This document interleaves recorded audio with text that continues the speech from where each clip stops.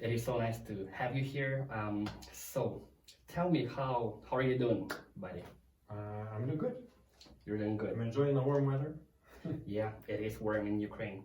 So the reason why I wanted to make this video, because it's kind of unique and unusual when Canadian moves to Ukraine. Because I'm gonna tell you this, I have so many friends in my experience who are willing, who want to go to move to the USA, to Canada, to Great Britain, but you did opposite. I mean, gosh, you just moved from Canada, Abbotsford, to Ukraine, Krivoy Rog. Can you tell me about your first experience? How was it? I mean, what did you like? What about your emotions, impressions about Ukraine? Well, first off, I'm not the kind of person who needs to have a lot in my life to enjoy things. Honestly, I prefer a basic lifestyle. I'm a minimalist in a lot of ways. So when I move from a richer country that has a cleaner general atmosphere and then move to some place like Ukraine, which many people consider to be really dirty, especially a city like Krivoy Rog, well, I don't look at it like that. Yes, I notice these things, of course, but for me, that's not what's a deciding factor to enjoy living here or not. To enjoy living here is the passion to do what you came here to do. And I came here not to just live, but to serve people. So that's, for me, I can overlook all the minuses in that regard because I knew God told me for my life that He wanted me to be here. Wonderful. Tell me about your first emotions when you came to Ukraine. I mean, did you have some hard times? Because you obviously did not speak any Ukrainian or Russian, right? Right. Yes. How was it? Of course it's difficult, but thankfully we were blessed to have friends and other acquaintances who lent their time and their efforts to help us translate.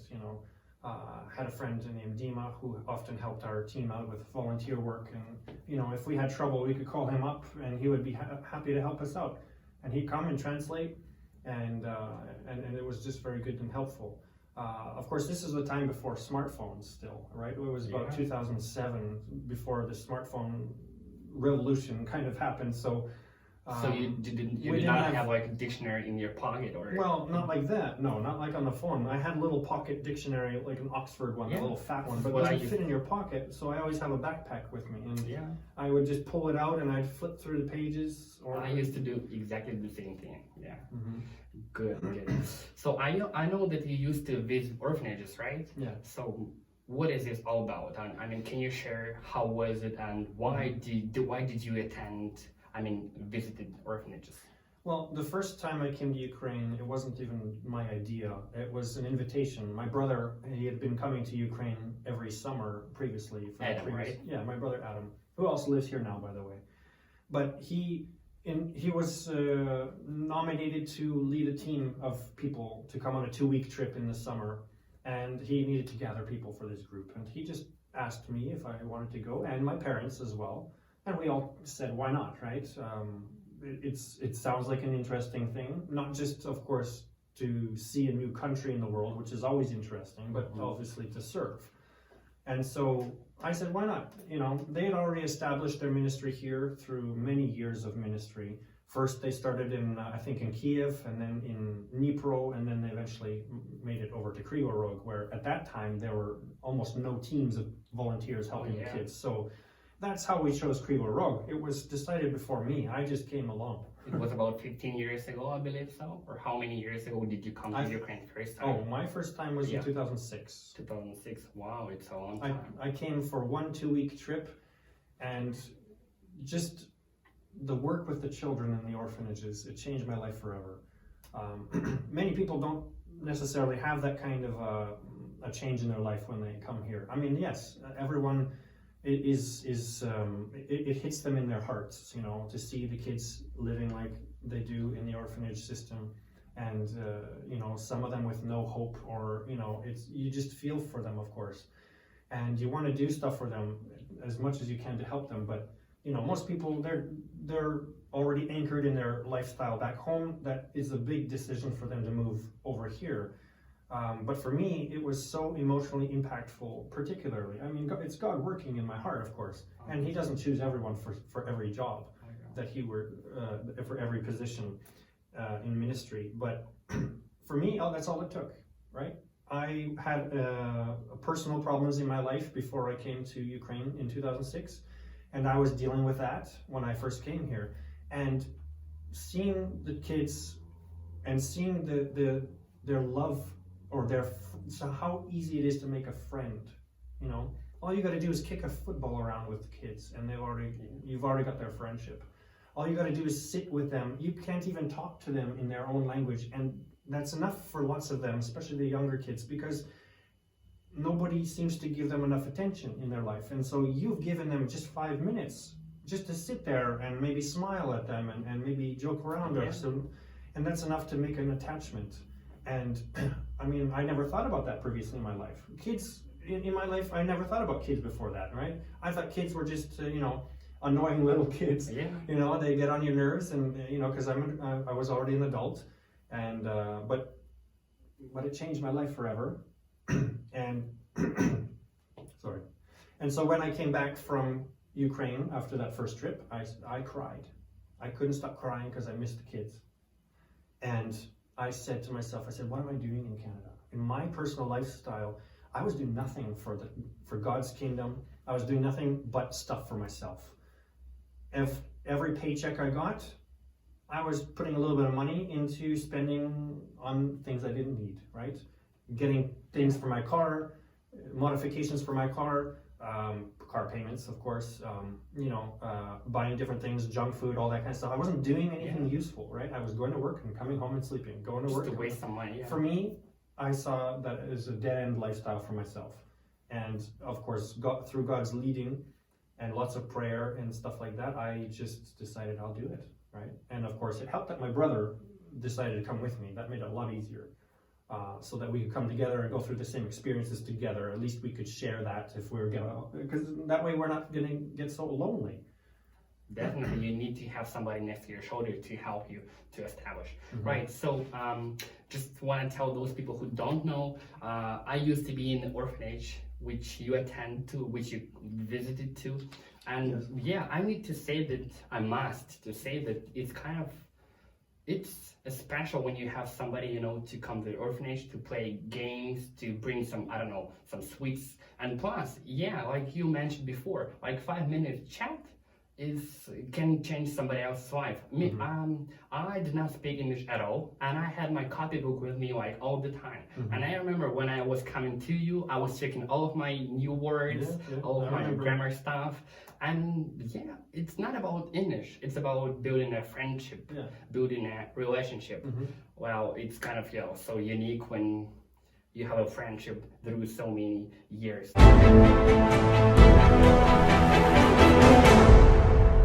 How do you like living here in Ukraine? I mean, obviously you've been living here for how many years?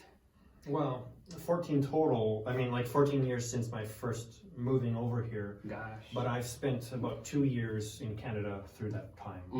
So how is it now? I mean, is it still difficult? How do you feel living in Ukraine, in Krivoy Rog right now? It's totally not difficult. I mean, anyone can live anywhere in the world for this amount of time if they choose to, and they'll just get used to it. So, you know, most things don't faze me anymore that used to faze me and make me shocked or surprised or, wow, look at that, you know. So, I mean, it's a normal lifestyle for me now. So for me, I probably look at it almost the same as any local Ukrainian does, because it's just the way things happen here, right? What you see outside, whatever it is, it's normal here. What you do every day, it's normal here, right? The lifestyle, I mean, I've gotten used to it. And honestly, since my very first year of living here, I didn't want to stick out like a typical tourist.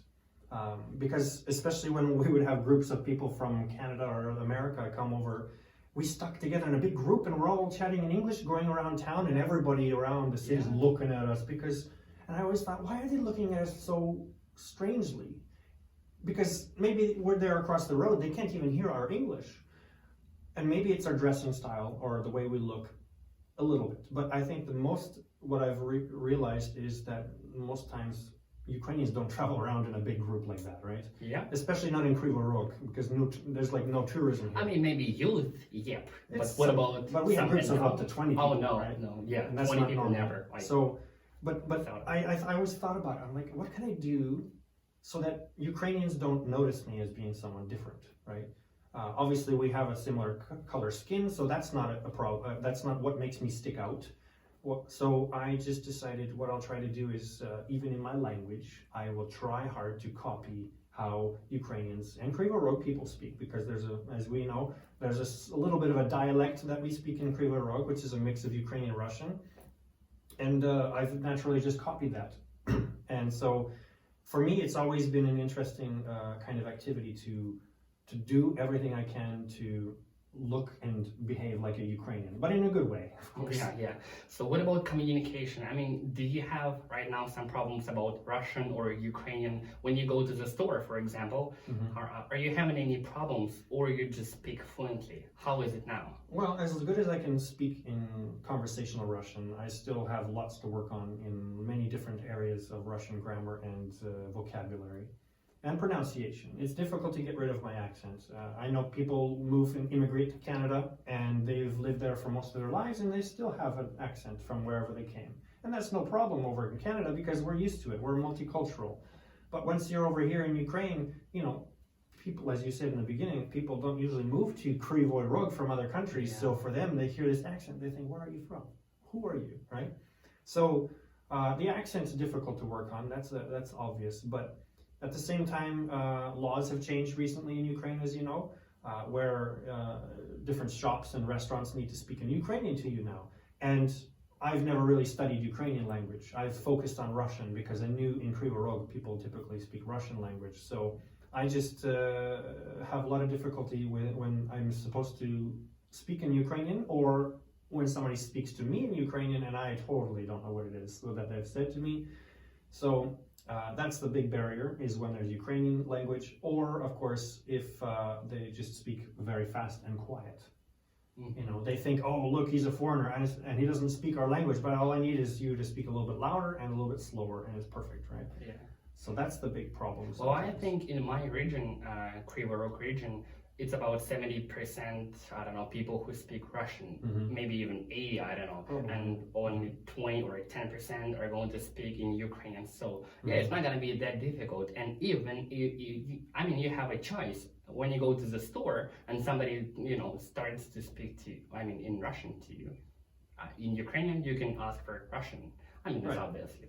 So, enjoy. It's going to be 4th anniversary since you got married to Ukrainian girl, Liza. Yes. And you got a wonderful kid, Diana. Yeah. How is it being a family man? Is it, I mean, I think you received so many questions. How is it? You're Canadian, she's a Ukrainian. How is it? Well, I will admit, family life in Ukraine has a language barrier of its own, right? Whereas Liza and I speak in English at home, since Liza doesn't speak English. Neither does Diana. I mean, of course, they both know a little bit of English, but not enough to use as conversation at home. So we stick to Russian language. And even though we can say the same words, you know, sometimes through just culture or traditional differences, that's its own little barrier in a family setting. So that can cause a little bit of miscommunication among husband and wife, for example. And of course, as you know, Diana is not my biological daughter, so that has its own problems, of course, with communication, or it requires extra work to be, to be the main father in the picture, which I am, which I'm really working at all the time, and she calls me Papa all the time. So we have that dynamic. We've had it for a long time, and it's very amazing for me. But of course, as you know, as you may know, when I came into the picture, Diana was already older, so it was maybe easier as a parent, because I didn't have to live through the small baby stages, diapers, all that kind of thing. But that also provided its own challenge, as anyone knows who moves into a family with stepchildren involved, or if they adopt. It's a similar idea where the child is already older and they've already got their own ways of dealing with things, their own relationships with certain people. So here I'm the new guy, you know, and that's not even about being Ukrainian or Canadian. That's just family life, which I've had to live with, combined with the language and culture differences. So it's been great, of course, though. I mean, I'm not saying that it's horrible at all. No way. Yeah. That's not what I'm painting a picture of. It's nothing negative. It's just, it provides its own challenges. But everything is great. I'm very happy. I'm a happily married man with a beautiful, wonderful little daughter. So excited to hear that. And as you know, a new child on the way in Oh, September. wow. My congrats. Cool. That is awesome. Awesome news. So, are you planning with your family, with one kid and another kid, to move to Canada back? What do you think about this? I'm always open to the possibility, of course. If Liza said, let's do it, we would go. If she says we stay, we stay. That's my opinion on it, because it's not about me, it's about us. Sure. As it should be, Sure. in my opinion. But, I mean, there are different other aspects of the situation. Depends on even the political situation in Ukraine with the war in the east, of course.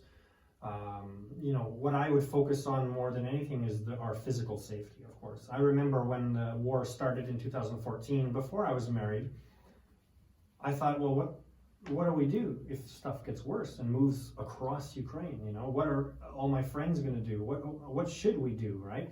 And as foreigners, unfortunately, we would have to leave because we would be the least tolerated of people around. You know, as much as I would hate to leave my friends and other people behind, and even more so now that I have a family, of course, we would just immediately go. But the reason that we're staying now, I mean, as we know, the war doesn't seem to move its position very much anymore, at least for the time being. So we're not so worried about that. But the difference is for Liza and Diana, who both don't know English language, for example, that would be the biggest difficulty. But also, we haven't decided to move because of just wanting to stay around with, to be more local for Liza's parents. And so, like I said, if Liza changed her mind tomorrow, we would go. It's not that it's only about her or her decision, or that it's like something to put on her shoulders. It's a family decision, right? It's a family decision. And like I said, I'm satisfied if we stay here. That's good enough for me. I don't really need to move to a different country to be happy. I'm happy where we are now. And if that's where we want to stay, then that's it.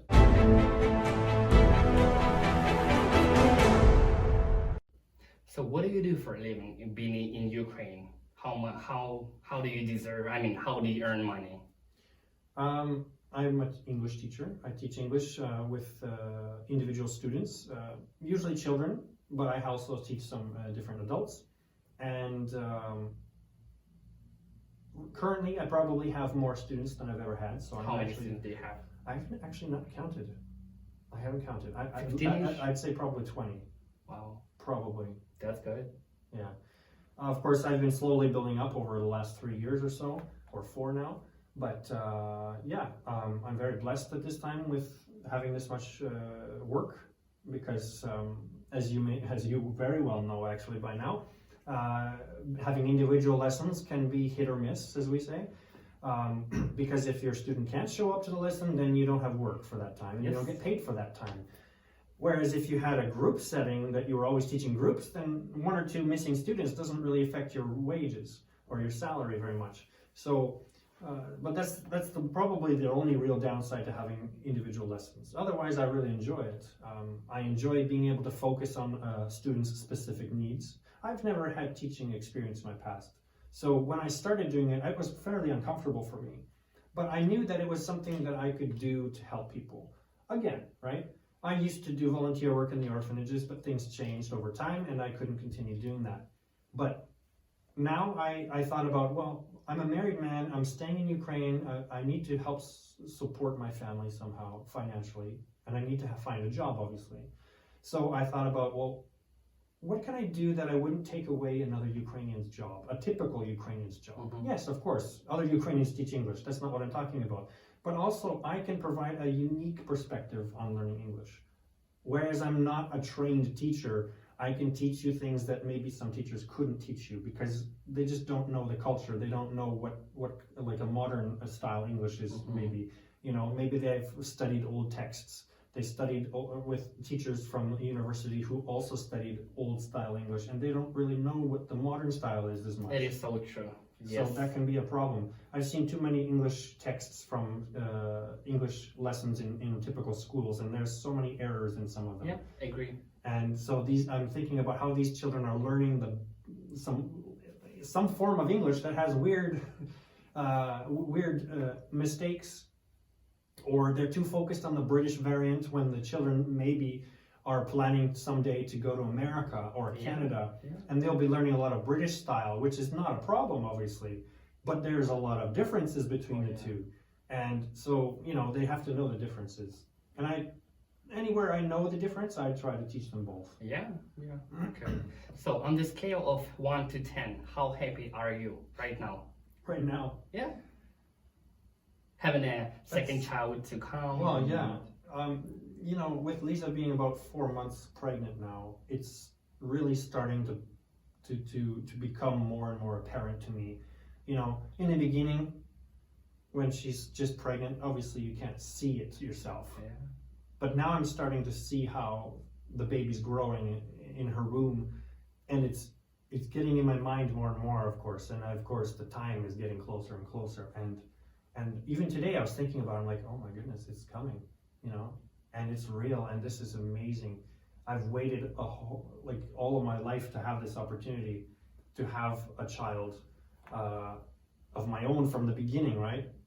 Of course, Diana, perfect child for me. I mean, but I missed all the other stuff, right? Which I'll be soon exploring in my own life now for myself.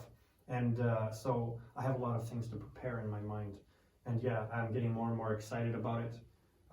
I'd say I'm an 8 right now, with everything in life going on right now. Everything is good, and what do you know? Spring is springing, and soon will be summer, so things will be more interesting in just normal lifestyle, instead of being stuck in the house all the time. So what about language? I mean, are you going to speak in English to your new kid, or how is it gonna happen? I've seen it with other people, including my brother, who has a boy, my nephew, Tima, and I think it's worked out well for them for the most part. Mom speaks to him in Ukrainian or Russian, typically, and dad speaks to him in English. And so that, I mean, how do kids learn any language, right? They don't go study at a school to learn their normal language. When they grow up, they just repeat after whoever brings them up, their parents or grandparents, aunts, uncles, whoever, whatever it is, their life situation. But, you know, they repeat what they hear. Yeah. And so if we're always feeding him 2 languages, him or her, we don't know yet, then I think that would work. Why not? I mean, a child's brain is so moldable. They can take so much input at their young ages. So I think it's not a problem. You know, Timo speaks fluent in both languages, of course. So, and he's, I think, 8 years old by now. So it's worked out well for them, and other people too, of course. We wouldn't be the first people to do this. I know many immigrant families from many countries, people who typically immigrate to Canada, they learn both languages as they grow up. If their family's from a different nation, like India or Mexico or something, or China or Japan, then they could speak both languages automatically. And I think that's very beneficial. Great. So in the end, I just want to say that I'm so grateful, God, to have such a cool friend, you, from Canada. Yeah. And it's kind of unique when, you know, Canadian moves to Ukraine. I mean, gosh, it's quite a radical decision, but I'm so excited to have you here. Thank you for coming over. I appreciate it. It was Curtis Nico, straight from Canada, Abbotsford, and me, myself, Bogdan Fetis of Ukraine, Krivoy Rog.